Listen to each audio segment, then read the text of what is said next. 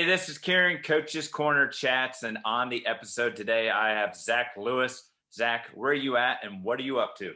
I am currently a third grade teacher at Rosa Parks Elementary in Middletown, Ohio. It's located kind of between Dayton and Indiana, or Dayton, Indiana, Dayton and Cincinnati, and it's a great spot to be if you are an urban educator and want to see kids succeed. I've been in education now. I think this is my 14th year.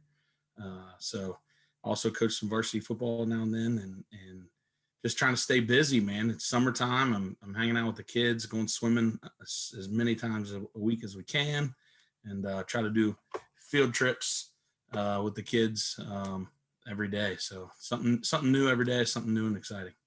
What drew you to the elementary level as where you would end up teaching? A lot of people ask the same question. They're like, you coach varsity football and you teach third grade. That makes zero sense. But actually, I was given the opportunity to volunteer as a high school student in one of the elementaries in Oak Hills School District.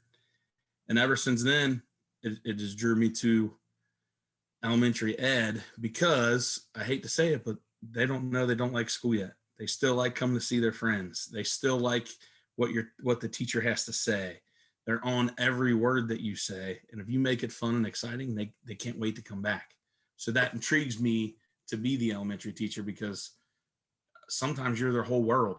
So if you can make it fun, they want to come back. Unlike high school kids, no matter how fun you make it, they know they don't like to be there. So I really like to do be with the elementary kids, and just their curiosity and just wanting to be a part of things drew me to early ed. And when you were doing the varsity football coaching, were you also teaching elementary? Yeah, absolutely.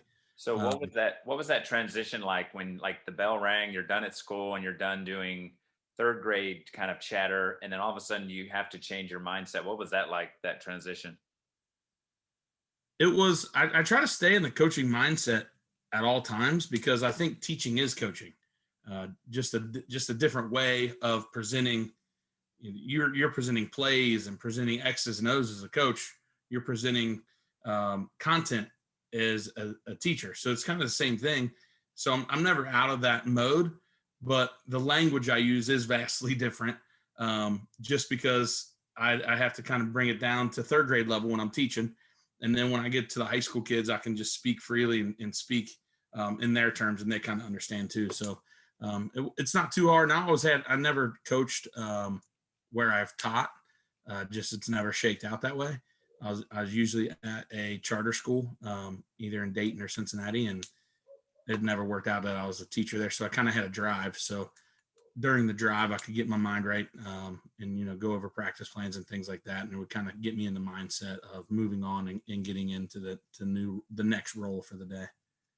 Do you see yourself getting back into coaching, or? One day I do. I'm really passionate about coaching. It's one of the things that I look forward to. I like to do, but at the same time, I love spending time with my own kids. So it's hard for me to pour into somebody else's students sometimes, or kids, after my workday, just because I personally miss my kids so much that I want to be at home with them. So as of right now, I'd rather be at home coaching, teaching my kids, the way of life, than actually X's and O's of coaching at a high school. But hopefully, as Parker and Rory get older, I can jump back into it and kind of coach their sports and kind of be a part of what they're doing.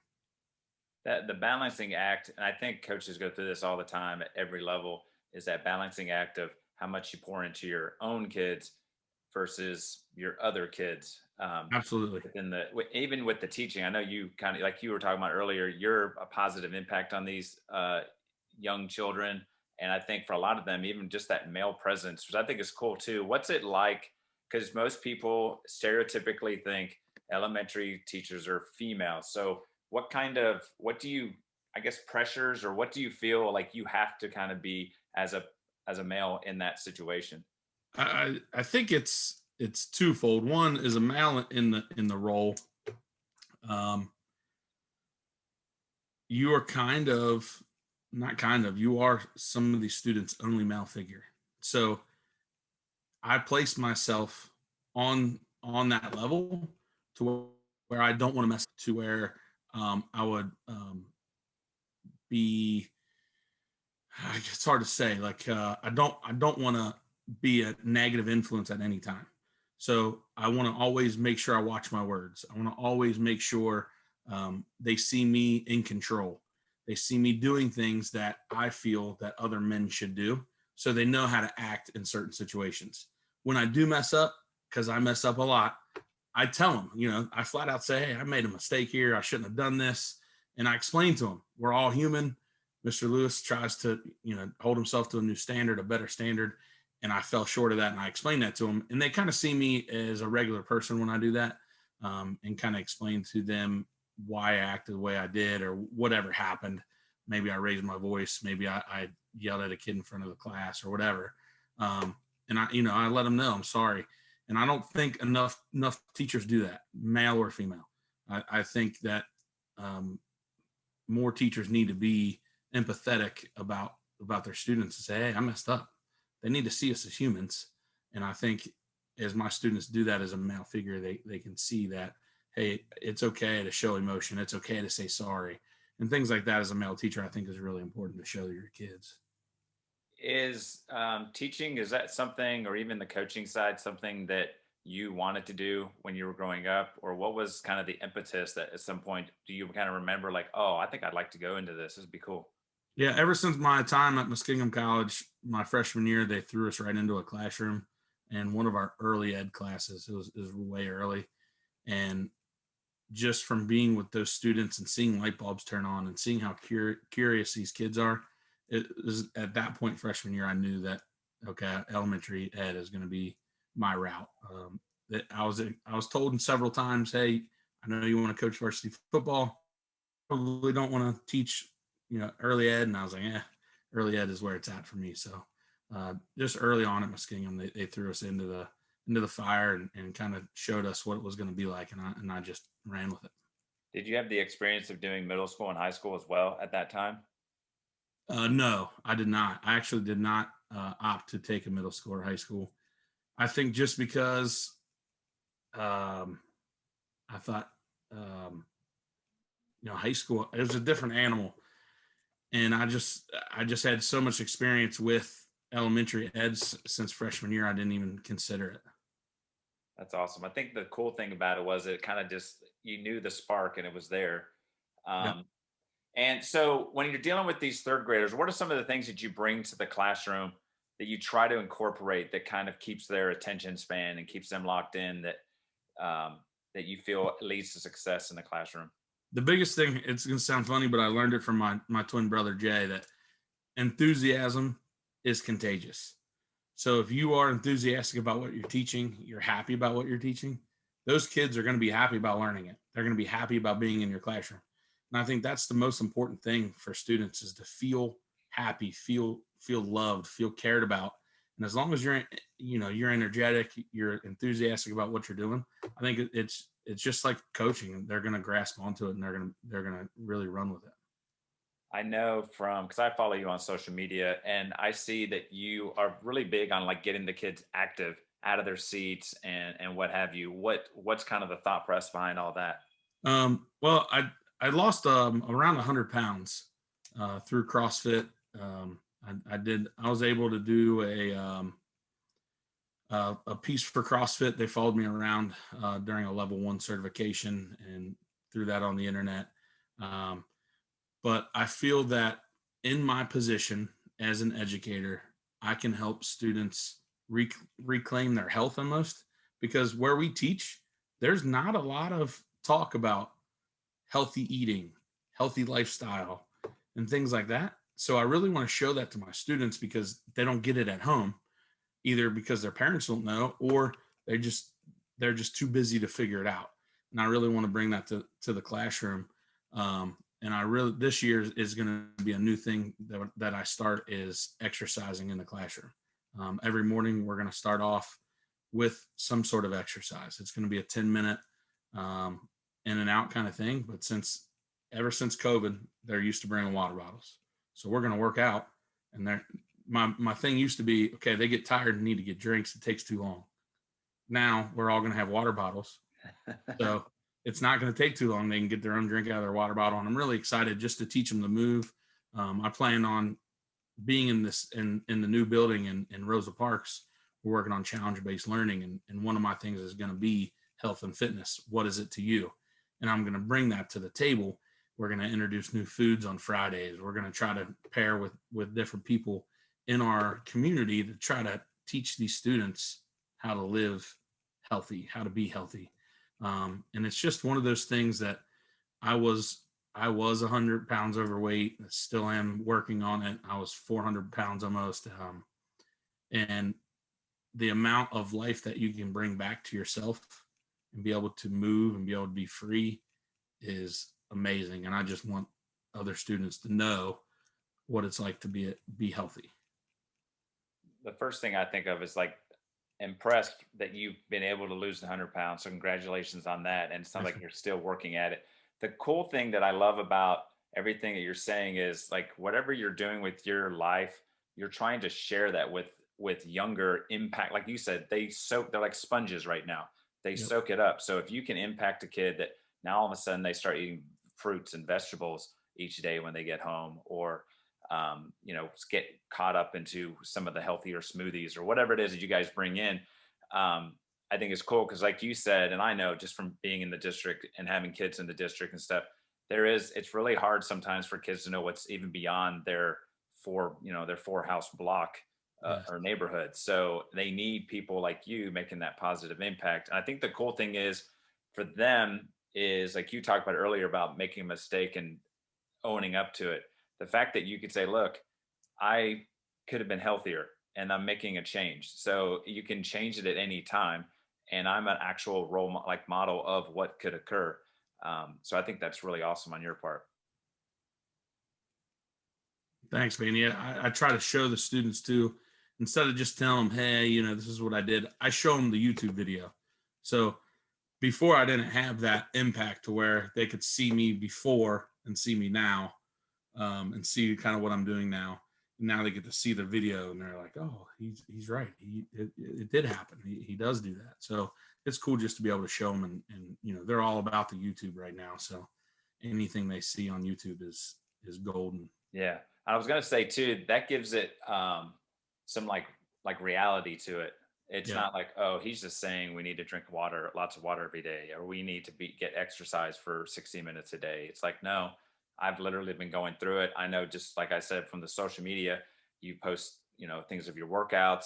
I know even with your kids, that you try to get them active and out and about. Was that one of the impetus was when you started having the little ones, your own, that you were like, dude, I got to change some things? Yeah, actually, right before we had Parker, I tore both patella tendons off my kneecaps at the same time and spent 8 months in a hospital bed.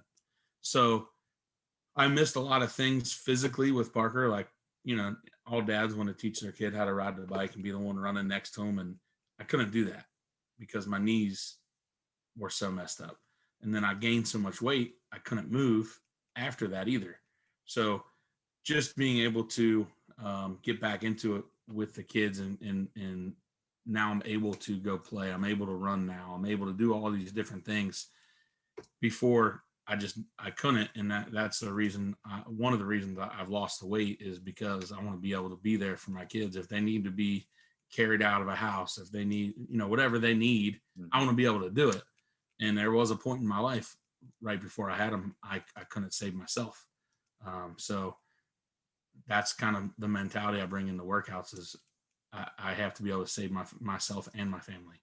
And losing the weight was part of that. Now, back in the day, when it comes to football and what have you, did you play at Muskegum? Yeah, I played at Muskegum for 3 years. I was a right tackle. It was one of the best experiences of my life. It was really fun. I got hurt my senior year. I tore my MCL 3 years in a row. And then senior year, my dad's like, hey, look, I know you really like this, but we're not going to be able to repair a fourth MCL. So let's slow that down. So it is what it is. I coached with the varsity team at Muskegum, learned a lot about coaching then, and then took that on when I graduated. What was it about the college experience that you fell in love with? Um, just being away from home and having to grow up, having to actually know, your own schedule without somebody telling you, hey, this is where you got to be, and just being able to complete things on my own instead of, in high school was always like my mom or dad reminded me, hey, you got to do this or that, you got to get this done. And in college, it wasn't about that. It was all about you and how you could get it done. And if you weren't getting it done, you weren't going to graduate. So I kind of put that on my shoulders to be able to get things done and be able to realize it was all about my choices and what I was going to do. Did you feel like you were ready for that transition, or was it kind of a bumpy road? Because I mean, I have kids now, they're like, I want to go play college soccer. And I continue to have to tell them, like, look, dude, it's a grind. Like, what was that kind of transition when you made from high school to the college ranks? Physically, it wasn't that different because we played under Coach Sheehan and his staff that had a different aspect back then of we were working out constantly. We weren't taking days off. We were, they would meet us in the hallway. We'd be doing these speed drills called dots. I remember fondly of Coach Willard's. We were in 8th grade and going to be 9th graders, and he'd call us down a hallway before one of our classes. And he'd have these dots outside of our classroom, and we'd have to do them before we went to class. It was terrible, but doing that kind of stuff just prepared us for college, just physically to be able to do it. Now, mentally, it was a different story with class. I wasn't really ready for it that way. I didn't really understand that I was going to have to study and put in time, put in effort to be able to pass. I just thought I was just going to be like, oh, here I am, let's go. Just like high school, it was vastly different. So in that aspect, school-wise, just putting my nose to the grindstone that way was a big wake-up call my freshman year. The one thing too that I just heard was talking about the coach with the dots outside his room. Have coaches like him and others, I'm assuming there's some at Muskegon as well, have they had that impact that now you've seen what they've done with you that you can now start doing with like your own classroom, your own children, et cetera? Yeah, absolutely. Coach Willard's, Coach Everhart was there when we were when we were at Oak Hills, and Coach Sheehan and Coach Flick. They were all there, and I try to model a lot of myself after a lot of different coaches. I take and steal pieces of them and put them in my own way. Coach Flick, he was our line coach, Coach Flickinger, and it was never a day he didn't have time for us. If we needed something, he'd make sure he'd make the time before or after practice, whenever we had to talk to him. So I take that from him. Coach Willards was a guy that always had us working as hard as possible, doing everything we could. So I always take that piece from him. So with my students, that's where I get the workout thing from, is Coach Willards. He'd always have us do it no matter what. And that's just kind of like a discipline thing. And it really helped me out. And then Coach Sheehan, if you ever get a chance to meet this guy, you should go meet him. You should have him on a podcast. You should figure it out to talk to him. He could motivate a light pole outside. He was one of the guys that he would say something, we'd run through the wall. We couldn't wait to play for him. So those coaches I was always able to pick things from them. And then even my dad, he wasn't one of my coaches, but he always showed us what hard work looked like. He always showed us, waking up in the morning, going to work. He'd referee. So he would referee on Saturdays before our games. He'd meet us at our games. And just seeing that just made us realize, we had to work hard. There's no ifs, ands, or buts about it. And then those coaches, I took those pieces from them, and then instill those into my students. And hopefully one day one of them comes back and tells me, hey, your enthusiasm made me do whatever. And that's just what I hope. And I've reached out to these coaches and told them kind of the impact they've had on me. And it's just nice. I just want them to know how I feel and things like that. I think the cool thing is, like, even as you went through, like you said, I don't want to coach just like Coach Sheehan or whatever it's kind of picked, and Willard, Yeah. and et cetera. It's kind of cool that you've picked things like, I really like this, I really like that.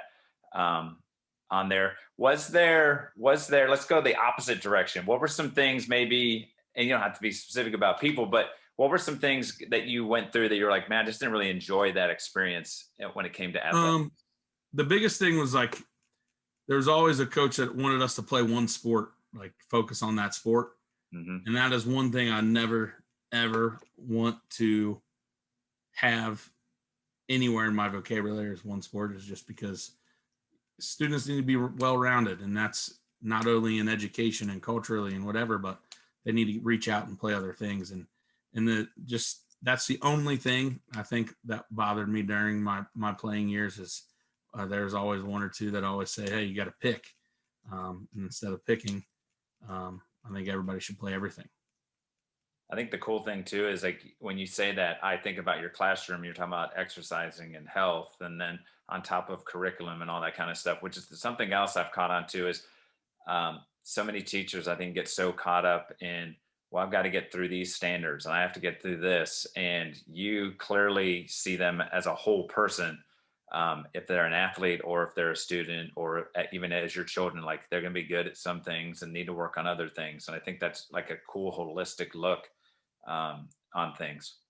Yeah, absolutely. And I think it's changed through the years. I wasn't like that all the time.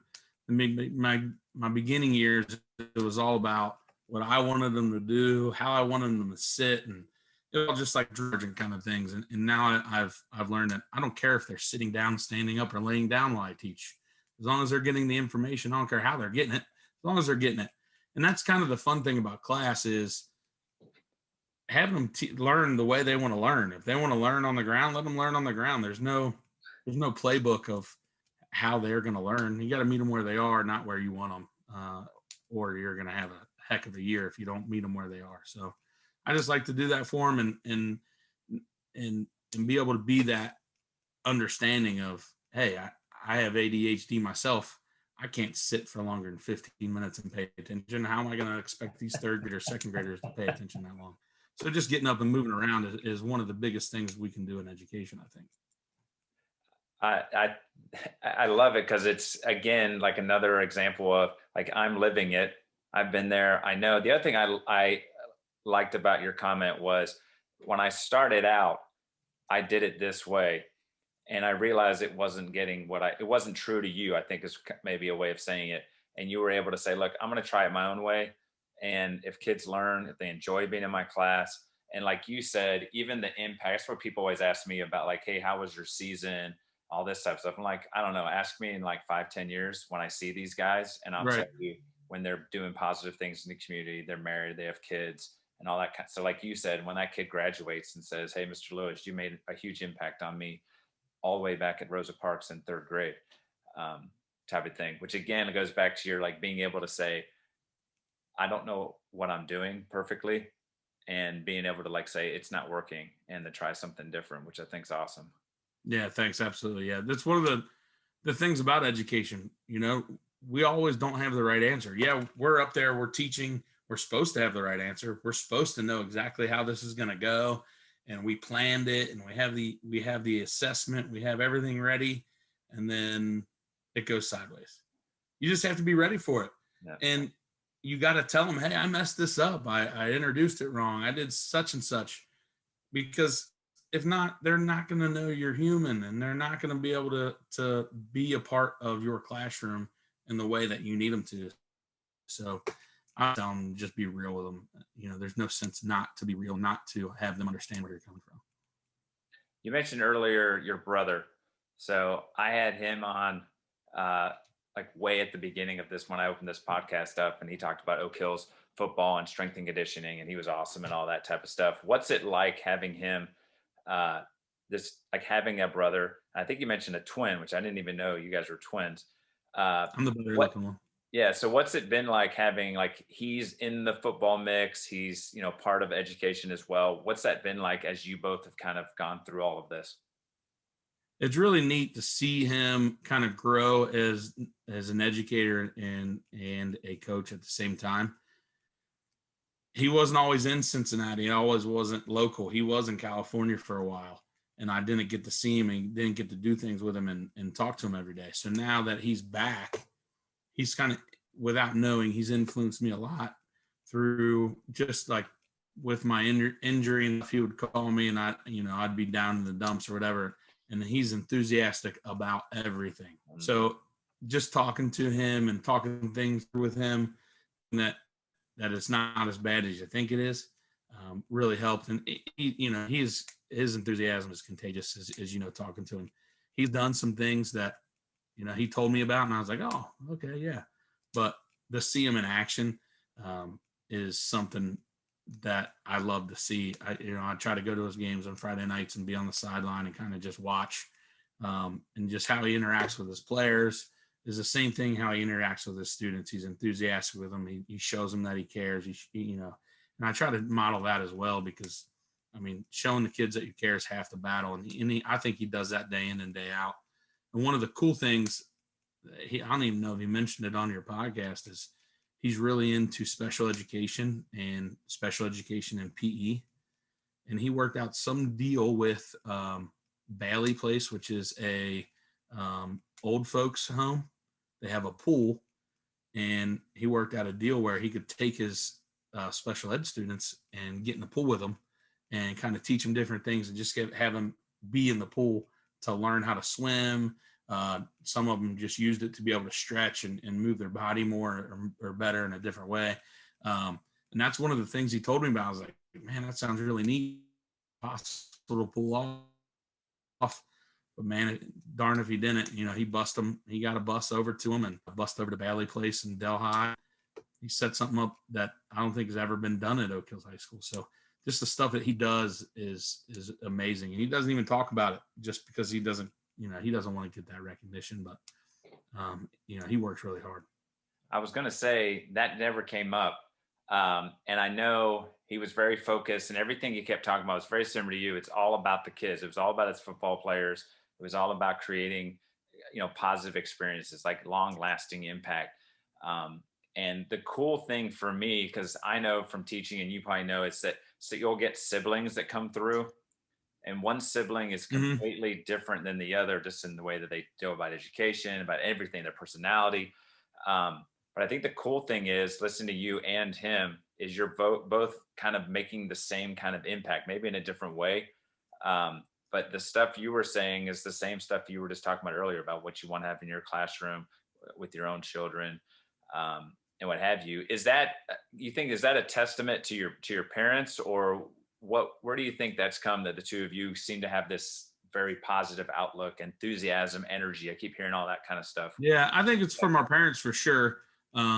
Just because the way we were raised is we always try to look at the positive point. And the biggest thing I think where it comes from is just having that bond between us two, that we were always together. We always had somebody to hang out with. It wasn't like, we were 2 or 3 years older apart and we had our own friends, our own people. We hung out with the same people, and we hung out with each other and just created a bond that is just, you can't really explain it, but we're kind of like two peas in a pod, man. We're the same people, just in different places. I think it's really cool too that he kind of ventured off to the West there for a bit, and then he came back, and I think it's one of those, they say you don't know what you miss until it's gone or whatever. And then when he comes back, you're like, dude, having you this close where I can drive 45 minutes and watch you actually do your thing on the sidelines, or to catch dinner, or probably to see him playing with your kids and all that kind of stuff, is huge. Let's look forward ahead. What things does Mr. Lewis have in tap for, like, do you have any aspirations, goals, any wild things like that maybe on your plans? My biggest thing is just keep doing what I'm doing. Kind of stay steady with myself physically, and try to keep heading down the same path as I am now. But I really want to get into the CBL thing, the challenge-based learning with Rosa Parks. It's going to be one of the coolest things I think I've done in education. And I just want to build upon that. I've already learned about it. I went to a couple of different seminars, things like that. I had a 3-day seminar with it. And the biggest thing is I just want to be the best teacher I can be. And right now it's in challenge-based learning. And that's what I want to do. I want to bring in as much things as I can about challenge-based learning and take it to my students and have them branch out. I really want to be a classroom that brings in the community. Now that COVID's whatever it is now, I don't even know what to say what it is, but to be able to bring these people into our classroom, I want to bring athletes into our classroom. I want to bring government officials into our classroom. I want to bring just anybody I can to get in front of my students that are positive and create a bond with them that they're going to come, the older people, the people in the community will come back and check them out throughout the year. I think it's really big. And I'm going to actually try to contact you here in a little bit and try to see, hey, I want your soccer players in my building. I want your soccer players in my classroom, help them with, addition, subtraction, whatever they're comfortable with, because we need the help. And I think athletes coming into our building with their jersey on and talking about, what they're doing outside of the classroom is really big. And we always see those football players. They're always around.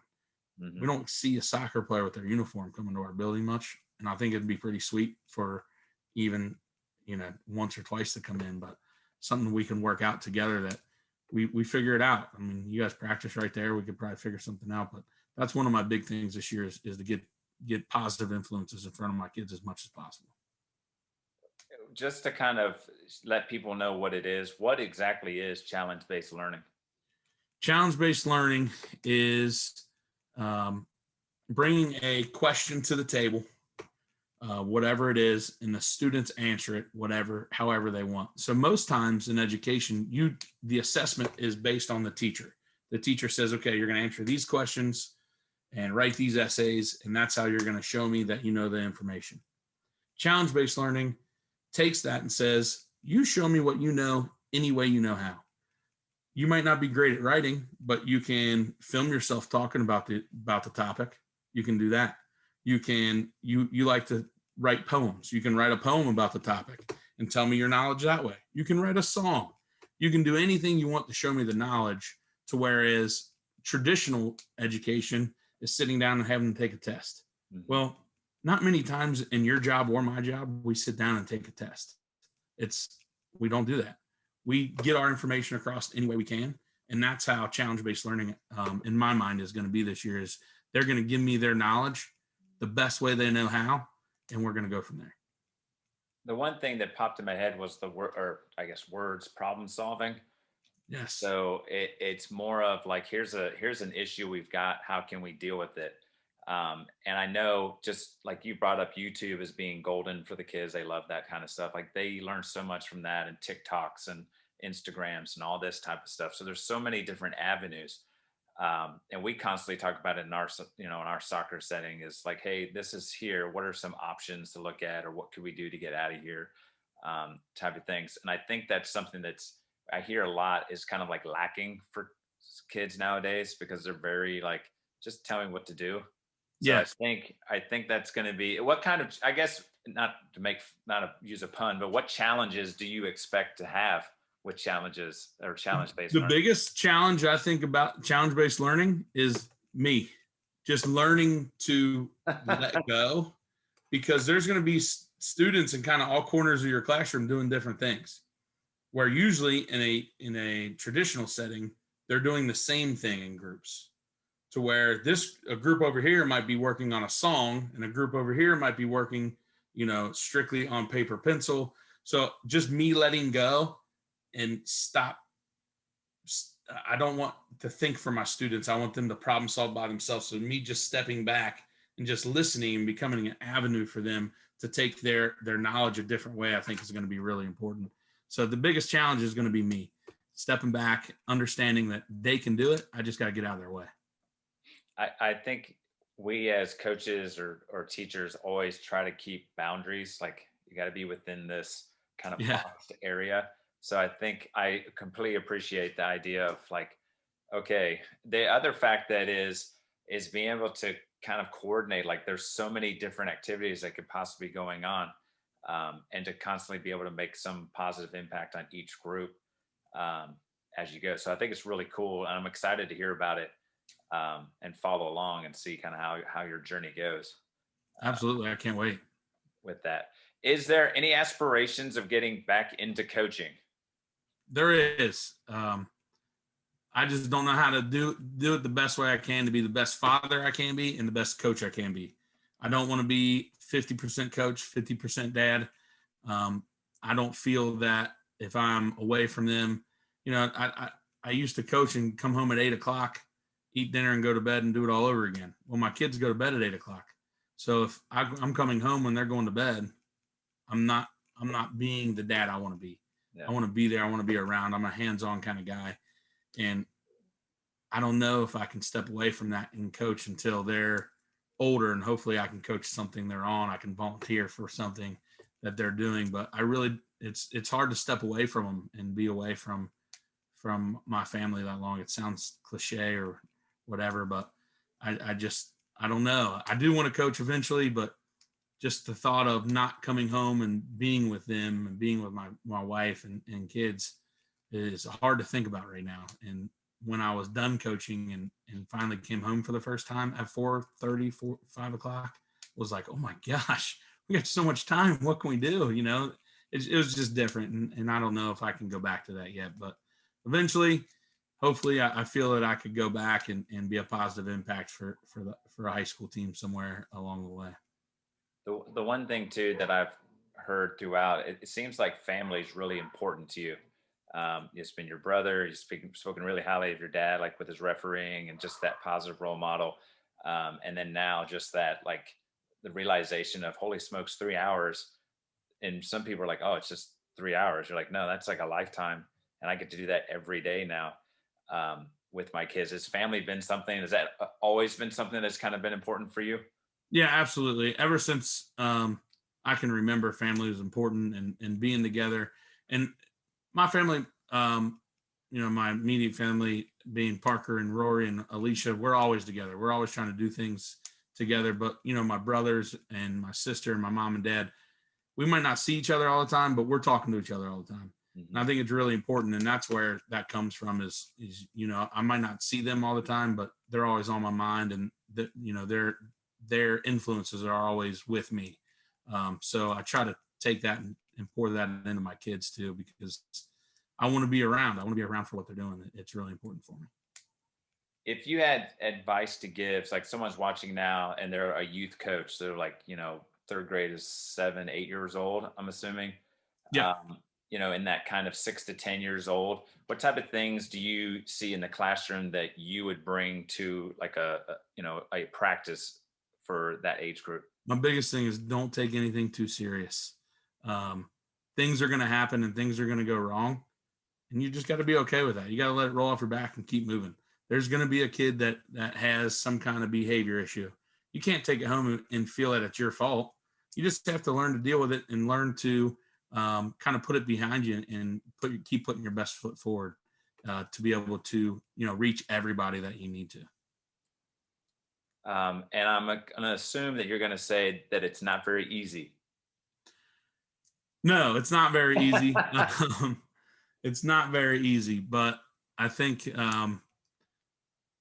with not taking everything so serious, it becomes easier. That's my biggest thing is be enthusiastic about what you're teaching and what you're doing, what you're coaching, and not take it so serious that no third graders winning a scholarship at that particular weekend. Right. So keep that in mind as you're going forward, and keep it fun for everybody. There's no reason to take it serious. I think perspective is always huge. And just kind of priorities, like clearly you've got your priority list is, I've got to take care of myself, for my family, and for me, my education. I've got an opportunity now to make an impact at Rosa Parks with this new kind of curriculum setup, which is really cool. And the cool thing for me is it seemed you kind of evolving. Like you even said, when I started out teaching, I was very like, you're doing it this way. And now you've gone like, it's a full 180. Now you're like, I don't know what you kids are going to do. Right. So here we go. We're going to do it. We'll find out how to do it together. Yeah. We'll figure it out, which I think is so cool. Because I think people always say as you get older, you get, you mature and you start like realizing things, more important things. I think that the thing that's cool for, I think, some coaches to hear is that ability. Like it was a tough decision to give up coaching, but in the long run for you right now, it was the right one to do. Yeah, absolutely. It is one of the hardest things that I've decided, but like you said, for my family, it's the best. And what I get to do now is I'm trying to get a student. I'll have a student teacher this year, and I kind of take that as my coaching now. Is when college students come in to learn, I take that as my chance to coach, my chance to show them how education can be and how you can be as a teacher, and kind of let them mold themselves into a teacher and be able to coach as we go. So that's how I get my coaching in now, is have student teachers come in and help them out as best I can. That's awesome. That is so cool. Zach, this has been awesome. It's been cool because like I was excited because you were kind of like a little bit of step back from coaching, but you've had that experience, and then just kind of bringing in like, the experience of dealing with youth kids and what have you, and just that balance, that struggle of family versus coaching and what have you. If people want to connect with you and kind of follow up, and maybe it's with the challenge based, or if it's just to kind of touch base about like your health type thing, which I think when we get off, I'll get the link and we'll throw it up there about the CrossFit. Yeah, I think that would that's cool. be really cool and inspirational for people. And just, I think the awesome thing about this is I think we connect with multiple types of people that might be listening or watching. I think is really awesome about this. But what's a great way for people to kind of connect and follow you? I think the easiest way is on Twitter. I think you're going to say, "Hey, what's your Twitter handle thing?" And I'm going to say, "I have no idea. My phone's dead. I can't look it up." No, that's all right. I'll put it in the notes. Yeah, you can do that, or even reach out and just send me a message, and we can hook up that way. But the easiest thing I think is through Twitter or email or whatever. So, okay, however they get a hold of me is great. That's awesome. I'll put all of that info on there. Zach, I've really enjoyed this chat. I'm going to shut it down.